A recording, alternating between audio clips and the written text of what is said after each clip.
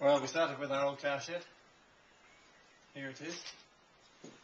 And rather than tear it down, we're going to use it. So the first thing we did was to take up the old concrete floor, which was a mess and not even and scrappy, and put all the concrete out the front, which shores up the front here because we're 8 feet off the ground below, and it gives us a good deck where guests will be able to enjoy the scene.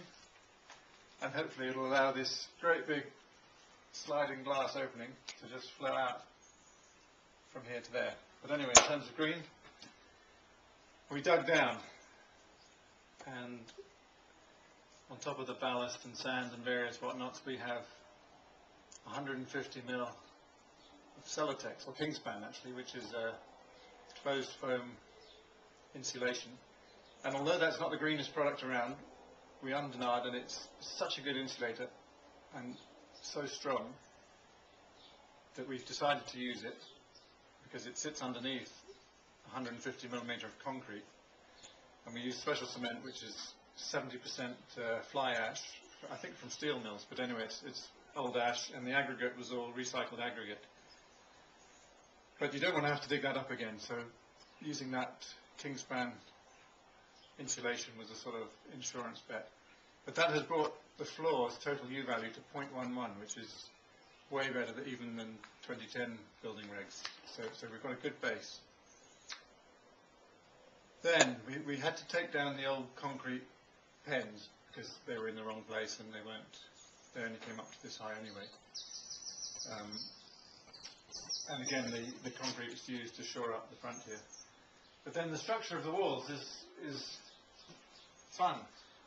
We're using this wood wool board, which is basically industrial waste wood shavings compressed and bonded with a cement type substance, magnesite I think, but I'm not sure on that.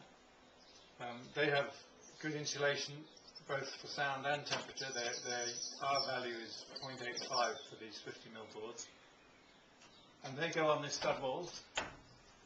The wood, which has come from about 8-10 miles away from a friend's woodland, where they are restoring an ancient oak forest by removing the spruce and the larch that was planted there 40 or 50 years ago.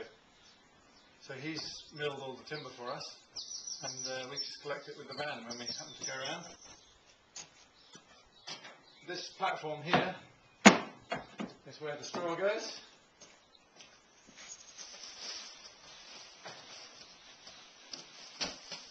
Just like that, and a few more, and then on the inside of that another 50 millimeters of wood wool board will go up like that on a similar timber frame to that. So we'll end up with a very thick wall, very well insulated. 100 millimeters of wood wool, and here we change metrics and go to 16 inches of straw because that's the way they come around here. But the wood wool has an R value of, I said, 0.85 for the 50 mil, and the straw bale 16 inches is 4.6.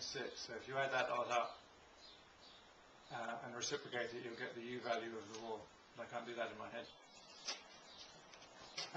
Then we're going to have a lovely big folding sliding glass door here, probably from Eco Merchants, because those look very good.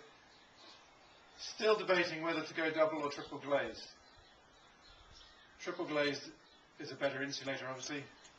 Double glazed allows more thermal gain. And because of the aspect of this, we get a lot of sun in the winter, which goes across the front here. But in the summer, it's nice and high, so we're mostly in the shadow of the roof. So I'm thinking double glazing might get us more thermal gain in the winter than suffer loss. The back windows will be triple glazed because they're not going to get the sun. And then up here we have more wood wool board for the ceiling, but slightly thinner than that.